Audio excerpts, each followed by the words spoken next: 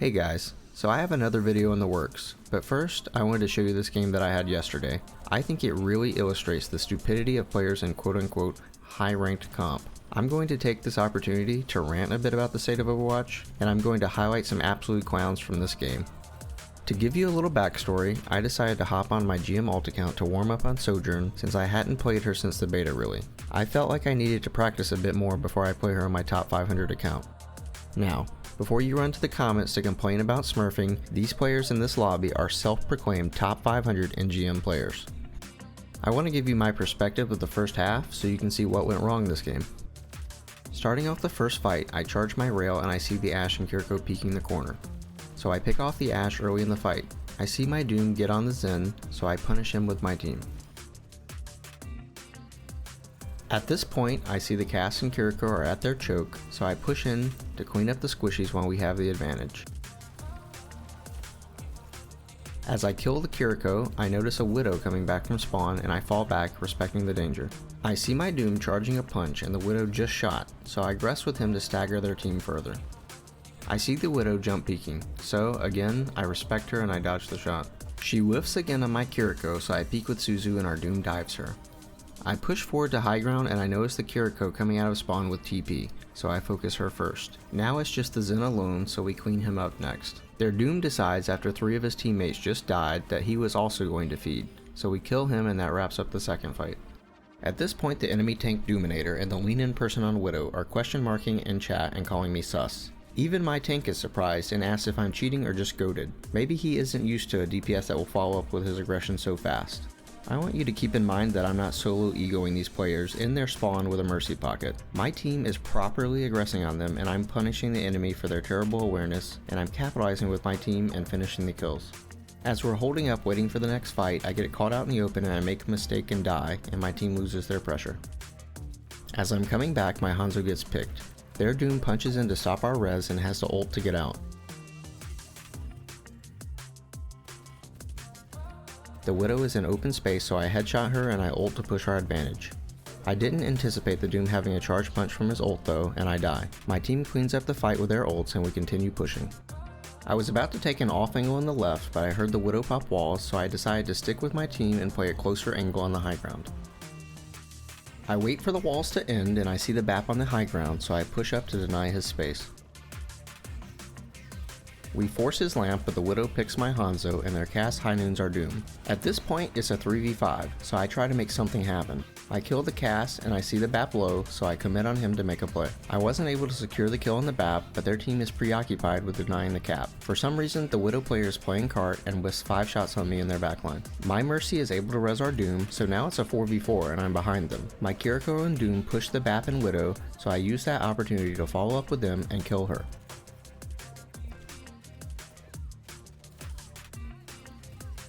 We focus down the Kiriko, but she TPs away. The enemy picks our Kiriko and Doom, but I'm able to trade the Doomfist and BAP right back. By the time our Hanzo is back, it's just Kiriko and Cass on point. I kill the Cass and my Hanzo cleans up the Kiriko, and we cap. The Widow takes a questionably aggressive position without her team and dies to Doom ult and Hanzo, so basically the enemy team just lets us push almost all of last for free.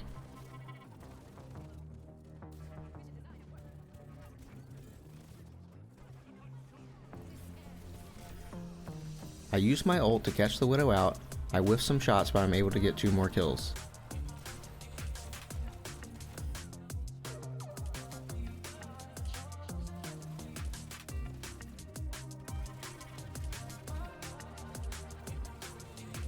Unfortunately, the Doom is able to recontest and punches the Hanzo and I off the map.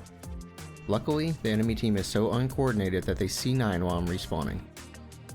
While we were in spawn for defense, I started my recording up so I could show you what they were saying in the match chat.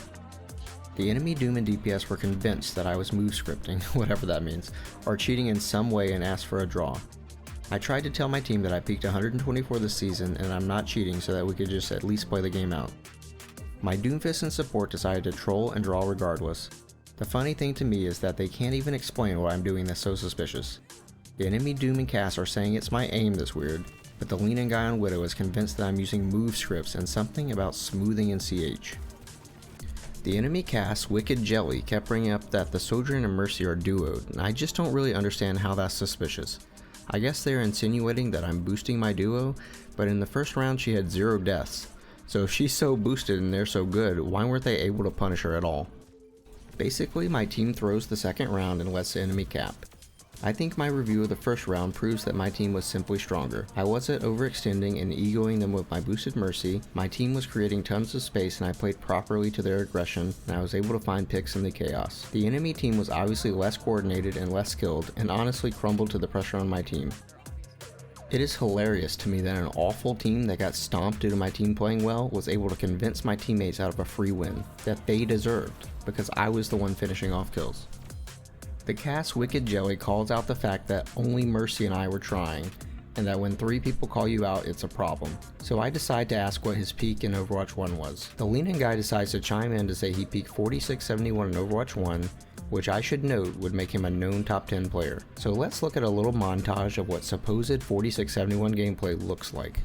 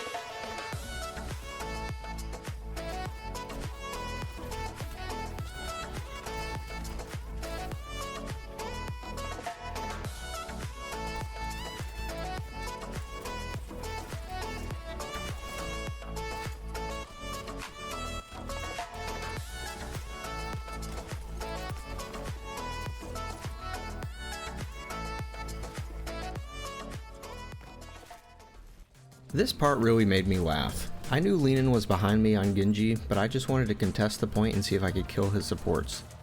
The Genji was behind me whiffing his shurikens over and over, and after I died he said I wasn't even looking at him and dodging his shots. That's a really funny way to admit you're just f***ing trash. On our next round, both teams basically resorted to flaming me and my duo. Not much of value was said in match chat, but I decided to drop my YouTube for at least a little bit of credibility. Wicked Jelly says that I am impersonating myself and that I play Widow. I don't really think it's crazy to assume that someone that plays in top 500 on Widow can play Sojourn with a Mercy Pocket and do their job. Now that we've seen how everything went down, I'm really curious to take a look at these players' profiles. Of course, Leanin, the person that claims that they peaked 4671, has a private profile, so can't really see how insanely high rated this guy is, but I think our little montage earlier speaks for itself. Next up we have Doominator22, the enemy Doom that initially question marked with Leanin. Don't be fooled by the top 500 icon that hides his real rank though. I don't know about this season, but for reference, the DPS top 500 started at Master 1, and Tank last season started at Master 5. He consistently drops after farming early season games. Also, I highly doubt a true top 500 player wouldn't be able to climb past Silver on support or Diamond 4 on DPS, unless he's just throwing his games. Next up we have the Cass, Wicked Jelly. Now I'm not going to go too hard on this guy because he honestly played the best on his team and admitted that this was his first ever GM lobby. I will however remind you that this guy was talking in match chat about me cheating like he knew what he was talking about, when clearly he's very much out of his element. I think this profile speaks for itself. A previously gold player with no experience playing in Grandmaster lobbies, much less against the top 500 DPS, should not have the audacity to open their mouth to join in on a witch hunt. Now, an honorable mention to my two moronic teammates who decided to throw the game with no proof. We have my Doomfist, who is obviously on an alt account and admitted to just being a sheep, and my other support that obviously has experience in top 500 games, although I will point out that they were Diamond in Overwatch 1. I find it very telling that by these profiles alone, we simply have the stronger team. Why these players cheated themselves out of a free win that they earned on the word of the enemy that's getting rolled is mind-boggling to me. I hope they watched back the replay after the game and felt cheated for taking the enemy team's claims in good faith. I want to be crystal clear that I don't believe that I'm God's gift to Overwatch. I'm not even at the level of consistent top 500 players. I have games where I seriously underperform personally, but I don't make excuses for my mistakes by blaming cheaters. When I do play against cheaters, I just try my best to win, and I don't expect the enemy team to draw. When the enemy team claims that my team has a cheater, I don't just blindly trust them. I look at the VOD and I come to my own conclusions, and if they are cheating, I report them and move on. I take my losses on the chin and I try to prove that I belong at a high rank by watching my VODs and analyzing my mistakes. This game seriously illustrates the lack of competitive integrity and drive infesting the Overwatch community even at the supposed higher ranks. I want to emphasize that every single person talking in this lobby is an absolute clown. These players lost out on a free win due to the absurd cheating witch hunt going on in the community. I genuinely think players in this community have massively inflated egos due to being boosted into GM because of the influx of new players. They cannot admit or even fathom the skill gap of a true GM1/top 500 in comparison to their own skill. They think because they reached GM5 and played early season to hit the bottom of the top 500 range that they are at the peak skill of all Overwatch players, and that gives them the authority to claim hacks when they don't even know what they're talking about. At the end of the day, I don't really care about this one specific game. I do, however, feel that it highlights an underlying and honestly massive issue with the community. Players have no personal accountability and they will blame anything that they can think of except their own mistakes. This is not some plat game where the players cannot tell skill from cheats. These are self-professed top 500 and GM players that can't tell the difference. Even my own teammates didn't have the brain cells to realize that the enemy team was trolling them. Better players should not have to prove their legitimacy by being known in the community or having a social media following. These players should know skill when they see it and be able to check the replay post-game and come to their own conclusions. This case is applicable to all ranks. If you want to maintain the competitive integrity of this game, take some accountability then. Stop blaming smurfs, cheaters, and throwers for your losses. VOD review your games and learn from your mistakes and actually improve as a player. Hey guys, if you made it this far, thank you, and I'm sorry I've ranted so much. I've got other content on the way, and if you enjoy my channel, a like and a sub goes a long way. Have a wonderful day.